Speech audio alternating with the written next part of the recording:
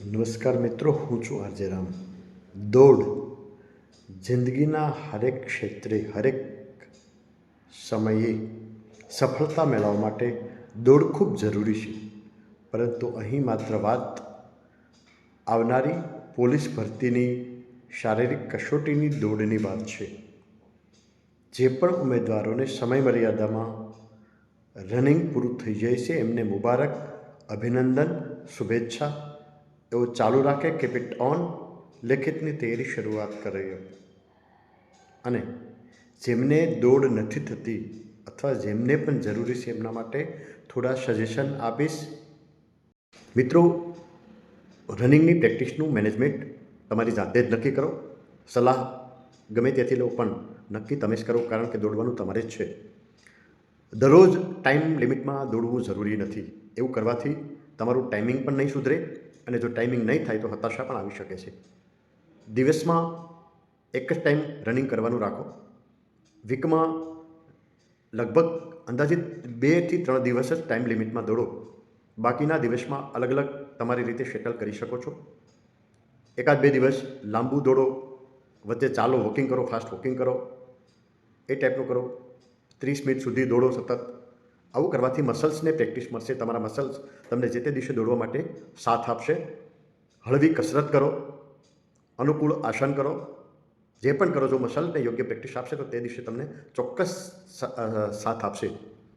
અને અઠવાડિયામાં 1-8 દિવસ આરામ પણ ખૂબ જરૂરી છે. ખોટી ચિંતા કર્યા વગર જો મસલ્સ તમને સાથ આપશે. દોડતી વખતે મોંથી અને નાકથી બંનેથી શ્વાસ લઈ શકાય. જો ધ્યાન યોગ કે પ્રાણાયામની પ્રેક્ટિસ કરો તો પણ તમને સાથ આપશે.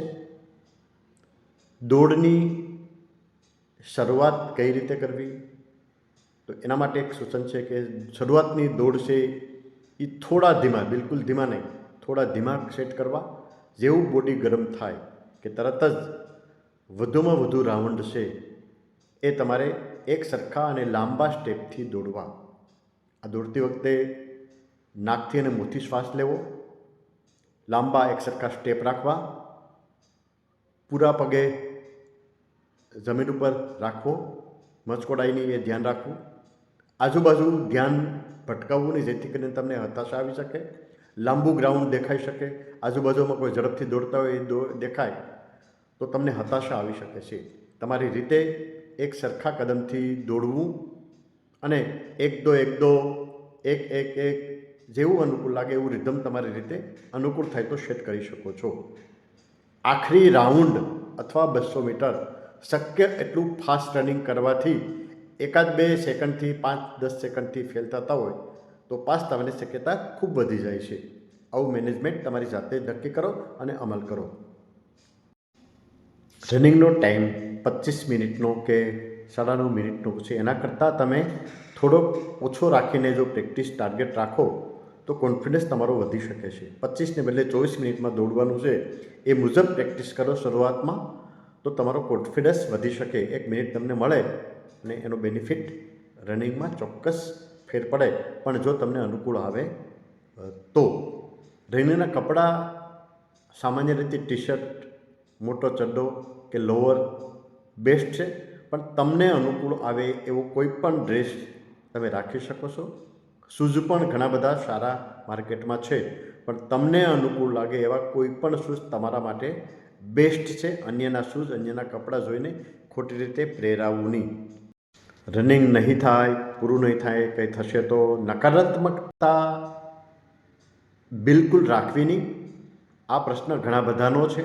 જો તમે નકારાત્મકતા રાખશો તો ચોક્કસ તમે દોડી જ નહીં શકો.